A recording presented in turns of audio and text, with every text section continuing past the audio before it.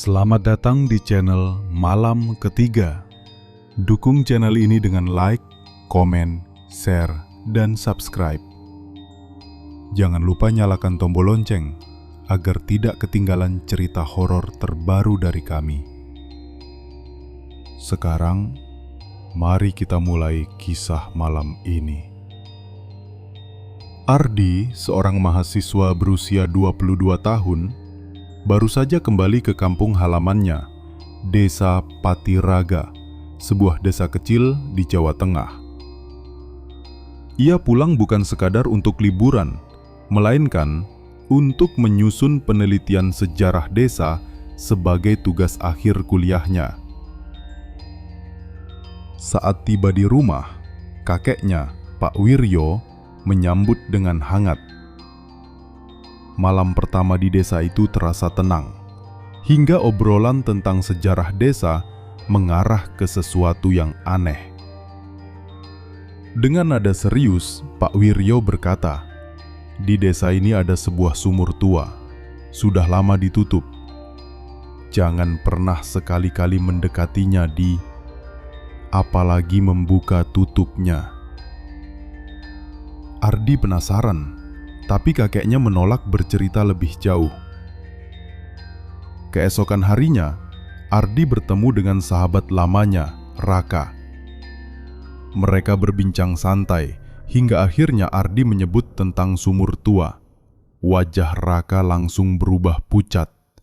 Ia lalu berkata, "Kowe ojo mbahas kuwi sembarangan, Di. Wong kene gek percaya nek sumur iku angker." Rasa penasaran Ardi semakin besar. Sebagai peneliti muda, ia ingin tahu kebenarannya. Lalu, ia dan Raka pergi ke balai desa untuk mencari arsip lama. Di antara tumpukan kertas berdebu, mereka menemukan catatan dari tahun 70-an tentang hilangnya beberapa warga. Dan semua kejadian itu selalu dikaitkan dengan sumur tua di ujung desa. Malamnya, Ardi mulai diganggu. Saat hendak tidur, ia mendengar suara tetesan air. Tetapi ketika diperiksa, tidak ada kebocoran di kamar. Tetesan itu terdengar semakin jelas, seakan berasal dari bawah lantai. Ketika ia terlelap, mimpi buruk menghantam. Ia melihat seorang perempuan berambut panjang, wajah pucat, dan mata hitam legam. Perempuan itu hanya menatap, lalu berkata lirih, "Kembalikan aku." Ardi terbangun dengan tubuh basah oleh keringat dingin. Keesokan paginya, warga desa gempar. Seekor anjing milik tetangga ditemukan mati di dekat lokasi sumur yang terkubur. Penasaran bercampur nekat, Ardi mengajak Raka menyelidiki sumur itu secara diam-diam. Malam hari, mereka membawa senter dan alat seadanya. Begitu tutup kayu yang berat itu digeser, bau busuk menusuk hidung. Dari dalam kegelapan, terdengar suara seperti bisikan samar.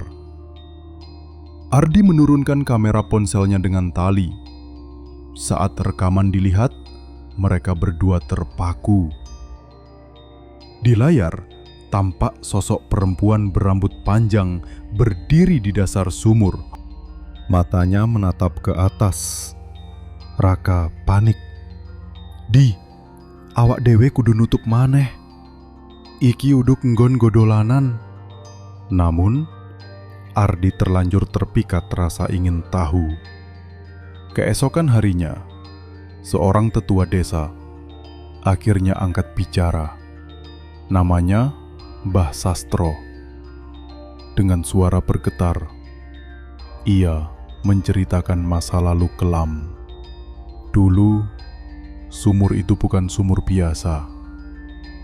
Sumur itu dipakai oleh seorang dukun kaya untuk membuang jasad tumbal pesugihan.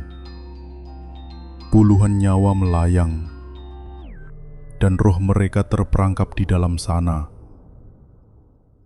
Yang paling kuat adalah roh seorang perempuan muda, korban terakhir yang dijadikan tumbal. Rohnya tidak pernah tenang. Dialah yang disebut warga sebagai penunggu sumur tua. Gangguan semakin parah. Ardi mulai kerasukan. Tubuhnya gemetar. Matanya berubah hitam. Suaranya berubah menjadi suara perempuan. Aku tidak akan diam. Aku ingin kembali.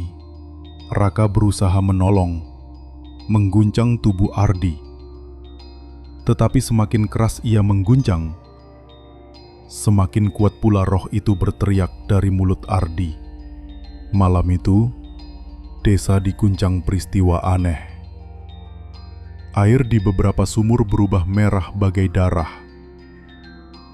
Ternak warga mati mendadak. Suara tangisan perempuan terdengar dari arah sawah. Di malam yang paling mencekam, Ardi menghilang. Raka berlari ke rumah Ardi, tetapi hanya menemukan pintu terbuka, lampu bergoyang, dan kamar kosong. Lalu ia berlari ke arah sumur tua dan mendapati tutup sumur itu sudah tertutup kembali rapat, seakan tidak pernah dibuka. Tidak ada tanda-tanda Ardi dimanapun. Beberapa hari kemudian, Raka melapor ke polisi. Namun ketika diperiksa, sumur itu tampak seperti sumur biasa. Tidak ada bau busuk. Tidak ada tanda pernah digali. Tetapi warga masih sering mendengar tangisan lirih seorang perempuan dari arah sumur itu, terutama di malam bulan gelap. Hingga kini, tidak ada yang tahu di mana Ardi berada. Apakah ia masih hidup? Atau sudah menjadi bagian dari rahasia kelam sumur tua di desa Patiraga? Dan bagi siapapun yang melewati desa itu, jika kalian mendengar suara tangisan di tengah malam, jangan sekali-kali mendekat. Bisa jadi itu suara dari dasar sumur tua yang tak pernah bisa benar-benar tenang.